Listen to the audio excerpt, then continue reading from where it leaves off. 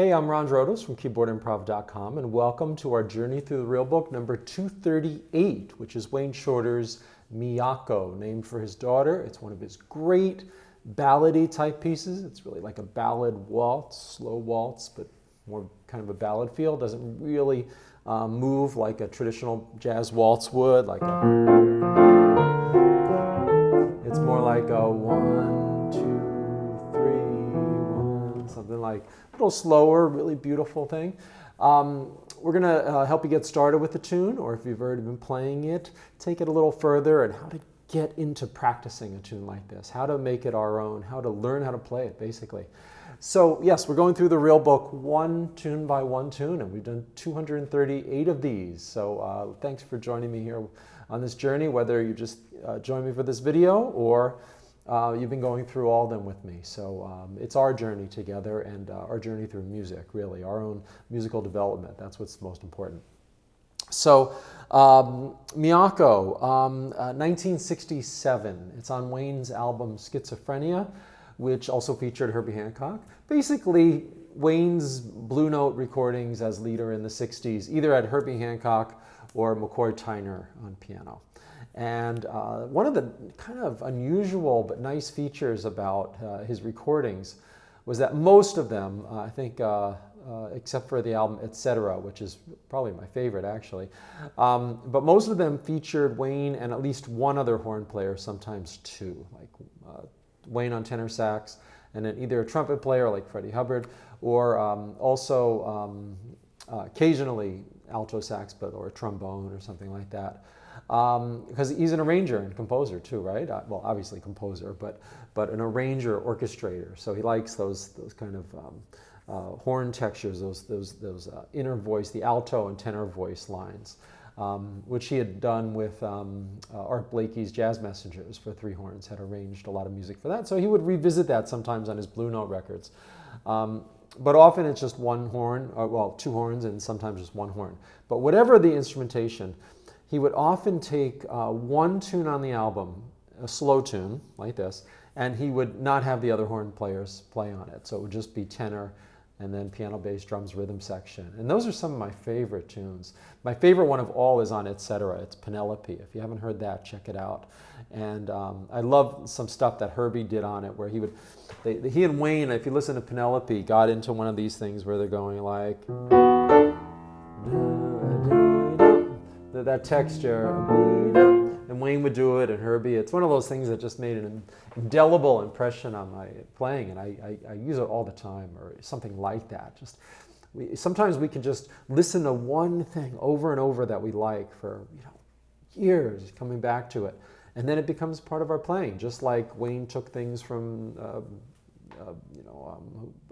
Charlie Parker, right? He learned a lot of Charlie Parker solos, or Herbie took things from George Shearing, or Claire Fisher, voicings from Claire Fisher. He's talked about that. It becomes part of his playing. Matter of fact, some of the, quote, Herbie Hancock voicings we know are really Claire Fisher voicings, or type voicings, or Gil Evans, and that, for that matter, or Stravinsky in Herbie's case. So Miyako, well, how do we practice something like this? Because if you look at it in the real book, it's sort of a mix of traditional chord progressions and non-traditional chord progressions. Wayne didn't just throw everything out the window in the 60s when he started to experiment with different chord progressions. He kept some of it very classic. So if you look at the first two measures, well, it's really a 2-5, E minor 7, I know there's an A in the bass, but E minor 7 to A7, you'd expect it to resolve to D major, right? So we practice all our 2-5-1 legs.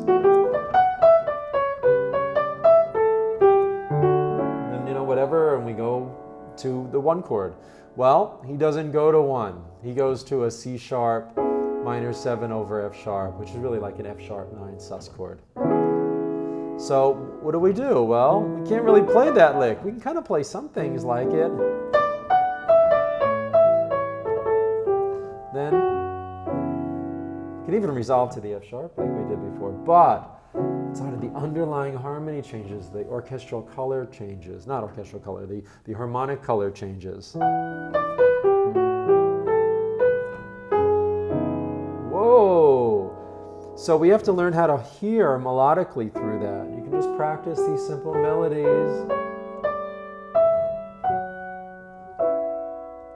See? How can I get to a melody that arrives? We don't really have to predetermine. You know, you hear about these sort of goal notes or whatever. Okay, when I get to that chord, I want to be on this note. Well, it might work for some people. I don't know. But I think that can sound very contrived because getting there doesn't really work out. You know I want to get to that note, that F sharp. So I'm down here and then, I got to get to the F sharp. I think it's more valuable to sort of know what notes I can play over that. You know, an F sharp Mixolydian mode or something in this case. And then I'm getting there and then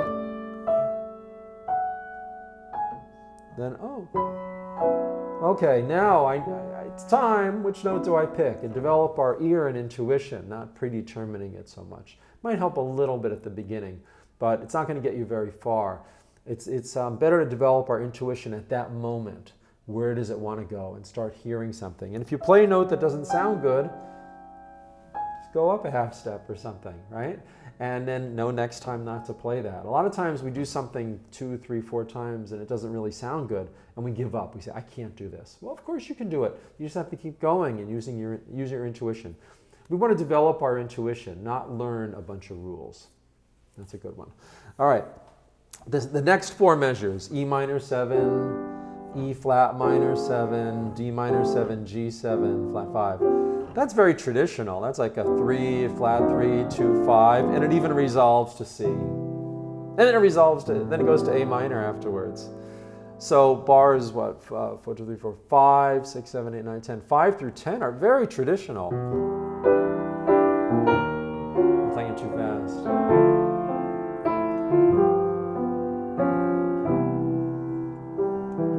You know, that could have been written by, I don't know, Richard Rodgers or somebody in 1935, you know, My Funny Valentine era or something. But then he starts going down by steps, and then comes to the key of A on the 4th line, and then it immediately goes to A minor, and then A flat minor, and then G, and then F sharp. So bar, I guess I could see a pattern here. The first 4 measures are a little untraditional. Second line is more traditional. The 3rd line, half and half. The 4th line, very untraditional. The 5th line, very traditional. 2, 5, 2, 5. It's one that starts with F sharp minor 7 flat 5. And those are the chords he used in footprints.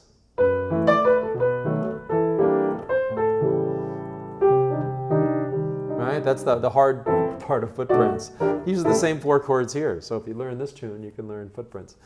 And then the ending kind of floats around with a little 2-5, and then the very ending, it's a 2-5 in A flat, that does not go to A flat, and then a 2-5 in A that does not go to A.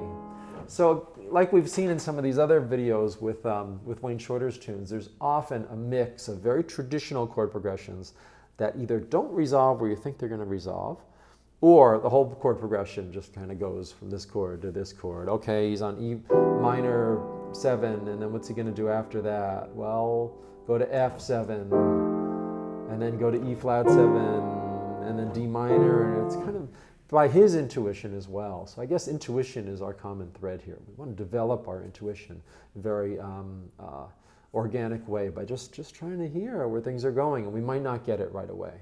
Don't stop. Don't give up. You will get it. So I'm going to start off just by really just starting off and just creating a mood really as I'm playing. A lot of times, again, when we play, we don't really create a mood. You know, we say, okay, what's the proper way to do this? So I'm sort of thinking, it's about his daughter, thinking about, okay, a little baby or a little child, kind of a pure, innocent, playful maybe kind of way.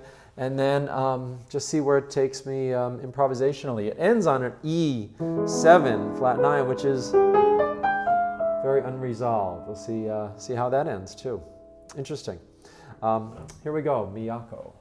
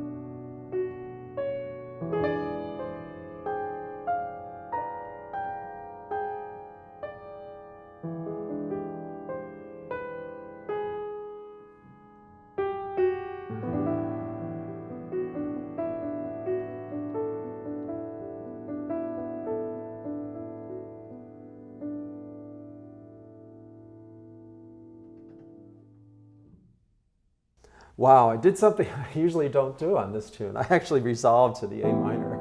I don't know, I was ending on that E, and I know it's supposed to sound unresolved, forgive me, Wayne. Now, Wayne would probably love it because he changes his compositions all the time. They're works in progress. That's why there's no one definitive way of tunes he's played more than once, because he plays them differently.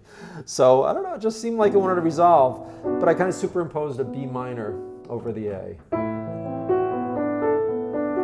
Just to give it a little nebulousness. I didn't want it to just sound like it resolves in A minor totally, but sort of wanted to respect the rest of the tune and how it doesn't really always say we're in this key or that key. So I hope that gives you some ideas on how to do this. I'm trying to recreate a lot of the piano lessons I had with my teachers like Billy Taylor or Harold Danko, these great musicians who would give me an overview on an approach I can take that will serve me well for years to come and serve you well for years to come. This developing our intuition, trying to just hear our way through the chords rather than think, oh, what's the correct way to do this? So you might hit some wrong notes along the way, but you're learning from your mistakes, right?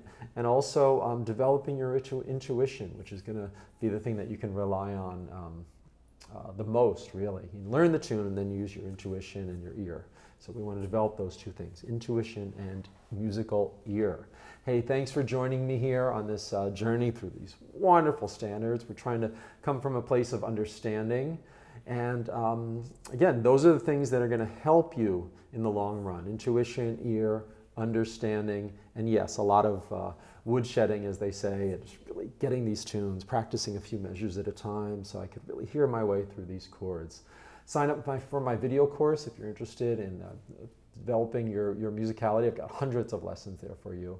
Thanks for joining me, and I'll see you in the next Journey Through the Real Book, which is Mood Indigo, Duke Ellington. Take care.